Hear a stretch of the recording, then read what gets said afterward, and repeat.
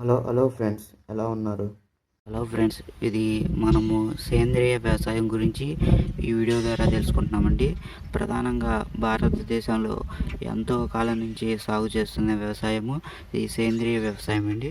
సేంద్రియ వ్యవసాయం అనేది ప్రధానంగా మనకి పెంట పోగులు ఇలా దొరికాయి. పెంట పోగుల నుంచి కానీ లేకపోతే మళ్ళీ వానపాముల నుంచి కానీ లేక వేరే ఇతర పురుగు మందులు వాడకుండా ఉండేటట్టు చేసే వ్యవసాయాన్ని సేంద్రియ వ్యవసాయం అంటారండి.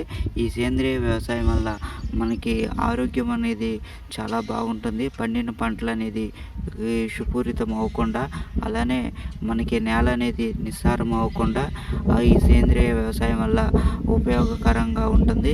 సేంద్రియ వ్యవసాయం వల్ల దాదాపు ప్రపంచంలోనే 34 బిలియన్ల డాలర్ల అనే వ్యాపారం అనేది జరుగుతుందండి. మనకి ఆరోగ్యానికి మనం ఈ పురుగు మందులతో లభించే ఆహారం తిని ఎంతోగానో మనం విలువైన కాలాన్ని వృధా చేసుకుంటున్నాము.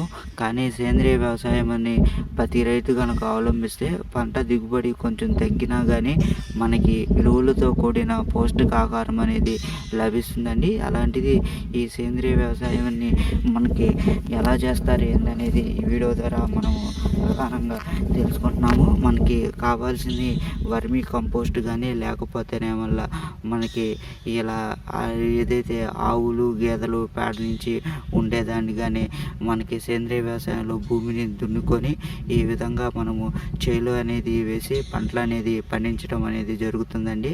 ఇక్కడ దీనికోసము మనం ముందుగా ధృవీకరణ అనేది తీసుకోవాల్సి ఉంటుంది. ఆ తర్వాత మనము ఈ సేంద్రియ వ్యవసాయానికి సంబంధించిన పనులు అనేది ప్రారంభించుకోవచ్చండి. ఈ సేంద్రియ వ్యవసాయం అంటే అనేక రకాలుగా ఉపయోగకరంగా ఉంటుంది.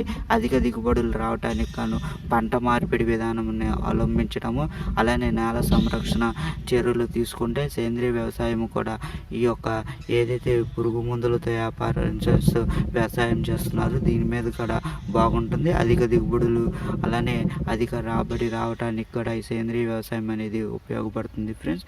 ఇది friends, thank you for watching my channel. Please subscribe my channel. Thanks for all.